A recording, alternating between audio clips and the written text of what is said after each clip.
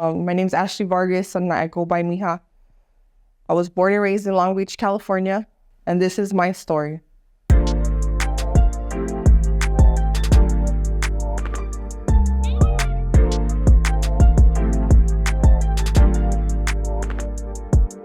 Throughout the hard times, we're still making changes. Find the ways to help each other, many similar faces. There's a way, meditation and pray. God could pave the way, many better days. So I was born and raised in Long Beach. My grandmother raised me and my brothers. Me and my two brothers at the time, and then my dad ended up, having another child, which is another brother of mine. And I got, his brother through his mom, so I got two brothers. My grandma ended up raising them as well. She passed away in 2017, 4 days before my birthday on the Virgin Mary's Day, December 12th. A year and a half later, my brother was murdered. My dad ended up having another child during the time that my brother had just passed. So yeah, I got a lot of siblings now. Grandma was on welfare. We were living in low income area in Long Beach, probably one of the worst areas to, live and be raised. Very gang infested, a lot of drugs. There was really nothing else to do besides get into trouble or do drugs, run the streets. My parents, they used drugs heavy. We were moving around a lot. And then we ended up fleeing to Texas because our house was, they raided us. And so they ended up sending Child Protective Services. My mom got very scared and was like, we're leaving. So we took off to Texas with some other family out there. We lived out there for about a year. But my mom and dad just got worse with the drug use. My mom left us. She was, I don't even know how my mom really was because I didn't see her. And my grandma ended up having to get us then because my dad got really fucked up on drugs.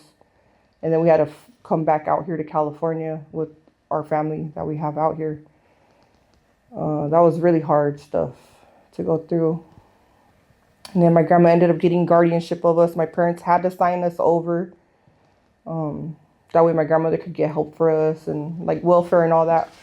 So I was confused a lot and didn't understand why my mom and dad couldn't take care of us. I think that's the only thing I can think of. But yeah, that was not a really good thing to go through. That was super hard. And I know it affected me and my brothers a lot.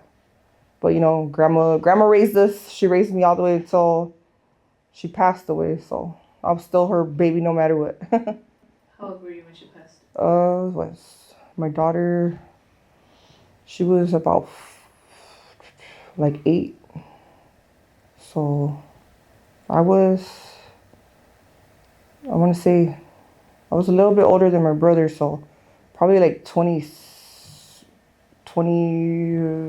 what? My brother was 27 when he passed. I was barely 30 years old. Yeah, I was turning 30 because she passed away a few days before my birthday. You're married? I'm in a relationship 16 years. I met him at 16 and he had just turned 19. So yeah, he's only 3 years older than me now, but I was on probation when I met him. I told my probation officer I'm moving in with him.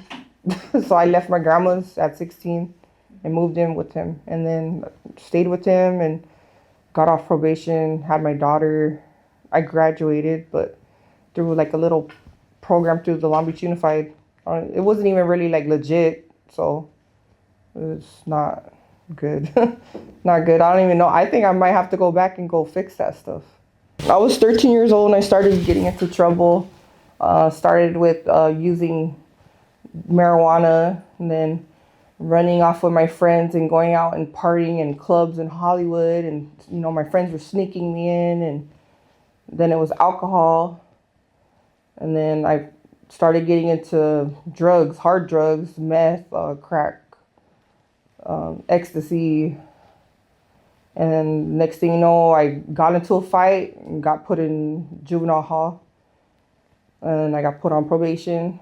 And I stayed on probation until I was 18 years old. Probation was very hard, and it was very hard to stay out of trouble. I mean, even if you could be doing good, thinking you're doing good, and if you didn't do one thing, you were right back in jail, put on house arrest, extending your time on probation. So yeah, I didn't get off probation until I was 18 years old. I did not like juvenile hall. It was a dirty place. I seen things that I didn't see before, and in there just to see girls younger than me. I was 13 when I was in there, so there's girls younger than me that were just doing all kinds of stuff, and I was just like, wow, like that could have been me, and I'm not gonna be that. So I tried my best to do what I needed to do, but at times I would get carried away, and again I would get back into fucking trouble, get my time extended, and go back into juvenile hall. It wasn't until I met my boyfriend at 16 that I started to realize like I didn't want to like live this life. So I met my boyfriend at 16. He was already truck driving, so he was pretty established. He was living with his mom and his brother. And then I met him, and I just thought like he was just this guy that I was just gonna meet, and it was nothing. Like I had friends that wanted us to meet, so I met him. But then we ended up continuing like our friendship, and just turned into like actually being with each other. It was quick though, so I ended up being with him. I told my probation officer I'm gonna move out and I'm gonna be with him. My grandmother and my father actually were like willing to let me do this as long as I went to school and took care of what I needed to take care of. So they were all kind of on board with me doing good, and being with him. And then I was on it. I was on it until 18 years old. I got off of probation, and then I had my daughter at 19, and my life started to bloom because after having her, I started to look at life a lot differently. Because I did care, but then I still didn't care, you know? I didn't really care about a lot of things until I had my daughter. Life was a lot different. It became beautiful. I feel like having my daughter opened up my mind to other things. And I've been on this journey where I want to change kids that are in the situations that I went through. I would like to help them and open up their eyes to better things, and not the streets and not drugs. Having my daughter has healed me a lot, and she makes me want to be a better person, a better mother, a better woman, a sister, a friend. So yeah, like my daughter, I think about her all the time and the things that I do. So I look at these kids out here that are doing fentanyl, and I'm just like, or, you know, seeing them do their dumb shit, and, you know, always trying to prove that they're on top. And I try to talk to them and just let them know like there's more to life than just the streets and drugs and your friends, because not all your friends are your friends. Do good for yourself, you know. So I lost my brother in 2019 to gun violence. That really messed me up, but I started to slip into a dark place, and I was like, man, I can't be like this. Like, I can't let myself go down this dark road. I started to use, and I was hiding it from a lot of people. And then I just like one day I just like, man, fuck this. I'm gonna figure something out, because I gotta change. I got my kids. I have 3 kids now. And I can't let them down. So then I found this organization called Local Hearts Foundation, based in Long Beach. And again, it's a person just like his name's Tito Rodriguez, the Hood Santa. And he lived pretty much the life that I had lived as a kid. And he goes out and he has a park that he works at, and he does a lot of events, Easter baskets, Christmas presents, Thanksgiving turkey dinners, clothes. He does a lot of stuff for the kids, and I got involved. I put myself out there and I stuck with it. I had to take a break for a little bit because I started to wear myself out. So I kind of like fell out last year, but I'm back. back. So doing what I can do. And then there's another organization that I'm involved with. It's called Lullabies for the Soul. It's suicide, mental health, anti-bullying, gun violence, anything that we can do to help, the youngsters and even adults. There's a lot of resources through them. But that lady running that organization, her name is Marilyn Eccles. She's a good friend. She helped me when I was a kid. I would go to the Pacific Resource Center in Long Beach and hang out with a couple of my homies and my brother, and we would clean the facility after she had ran some meetings there. We would have lunch there, watch movies, and just hang out and be safe at peace, because it was really hard to find peace out there. But yeah, so like I got involved with her organization. She lost her daughter to suicide, and she started it, but she kind of like went quiet on it. Until I found her, she decided to start back up. So now I'm doing this with her. We're doing this together. So yeah. So earlier you were talking about how you've lost actually a lot of people. Do you want to talk about that? Yeah. So I lost my brother to gun violence in 2019. Prior to that was my grandmother, just old age. She was my number one supporter, so that really affected me a lot. And then prior to her, when I was 13, I lost my aunt to suicide. So yeah, I kind of been just going down the line of family members. Then after my brother was killed, my little cousin committed suicide. She took pills and alcohol and hung herself. So and she was so beautiful, so young. After that, my little cousin, her sister, she was 8 months pregnant and her boyfriend killed her and the baby. So she didn't even get to have her kids. She left, I believe 3 children behind as well. So yeah, that stuff, it's been hard. It's played a big role in why I want to help the kids. And even if you help the kids, sometimes the kids help the parents open their eyes and see things a lot differently. Have you ever done any, when you go talk to kids in school or any programs? We're talking about doing that, but no, I haven't done that. But I would like to do that, but I'm not like the best role model. I still have my little flaws, but I could do it. But I mean, I want to do it. But I want to feel like I'm my best self for them, because I don't want to be talking out my ass. Like that's how I've been. Like, people will talk to you and you're like, man, you're just talking out your ass. And I just always looked at people like, man, you gotta like walk that truth. Like walk what you're speaking on, you need to walk that. Because if you ain't doing that, then how am I gonna listen to you? Or how am I gonna take in your advice, My grandma, she was all big on that too, like walking the walk. So I'm kind of like, I want to do that too. Like if I'm going to walk, I'm going to talk the walk and walk the talk. Like I'm going to do that shit right, Any advice that you might want to give anybody that has gone through either suicide, losing somebody, or just finding themselves in a situation in jail, acting out? You are not alone. There's a lot of people that can relate to you. There's people there that are willing to listen to you. And again, there's people that are willing to walk the journey with you and support you. So just know that. And you don't got to go to the streets. You don't got to go to drugs. You don't got to go to alcohol. People do care, people care. And again, you're not alone. You're not alone. If you could talk to you as a little girl, what advice would you give her? That I wasn't alone. I wasn't alone. There was people there. There was help. And it was okay to go through what I went through, and find myself, find peace for myself.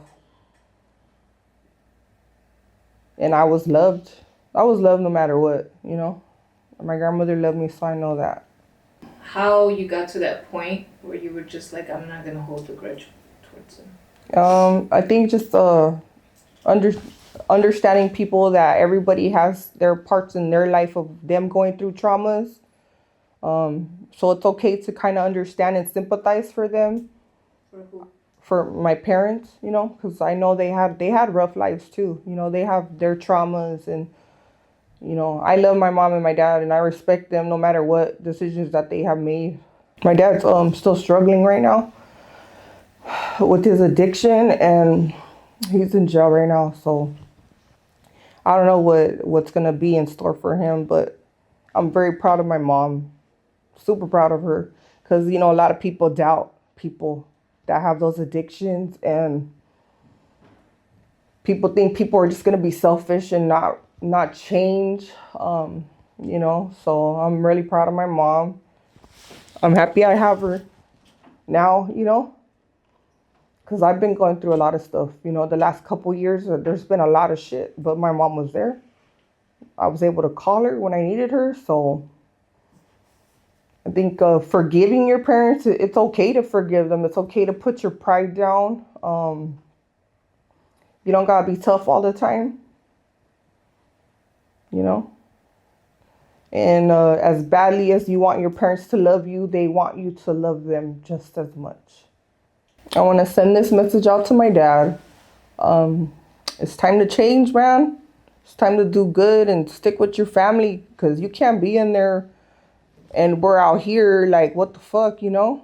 I love you very much, and I know how fucking smart you are, and you make some stupid fucking decisions. And I hope and pray that you get it together. I'm not asking for you to be perfect, but better, you know, and be here for your family. Let's talk about what you want to do now, because you have plans. Yeah. Plans, how you got in touch with Loretta, how that just opened up a whole new vision for you. Yeah, so I'm a big horror fan, and I've been obsessed with zombies since I can remember. And I came across Cholo zombies, and I went to the movie premiere, and then I met Loretta Vamps, and I became like a big follower of her. She invited me to be a part of a movie, and like this kind of opened up my eyes to wanting to model for people, like clothing lines, anybody that's coming up that is trying to do something good in the community or just out in the world. Like, I want to be a part of that. I would like to help my mom get a foundation up, a nonprofit, in honor of my brother, to help kids pay for programs. So right now, like, I'm freelancing a lot of stuff, and I don't mind helping, but eventually I would like to start having some type of steady income to fund programs or help kids pay for programs to keep them out the streets. I think it's very important, as me being a mother, but also just being a person that's kind of like went through those things and didn't have a lot of those kinds of helps. So yeah, that's what I would like to do. And I don't want to let my brother's life go in vain.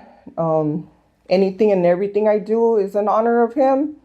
It's in honor of my grandmother too, as well, because you know, those people that step in to raise other people's kids, they deserve their flowers. So yeah, that's what I want to do. Make them proud. Anything else that you might want to talk about? Well, thank you for this. I appreciate this. And I'm the most loving, caring person in the world, and I don't give a fuck. I'll take the shirt off my back for somebody, but I don't expect it back, you know. If you want to help people, don't expect nothing back, you know. And that's just how it is. It's just how it is. So yeah. If anybody would like to reach out, I'm on Instagram by Mija Brown without the O 562. And I'm always pretty much available, you know, so get at me. Thank you for hearing my story, and this is Making Changes.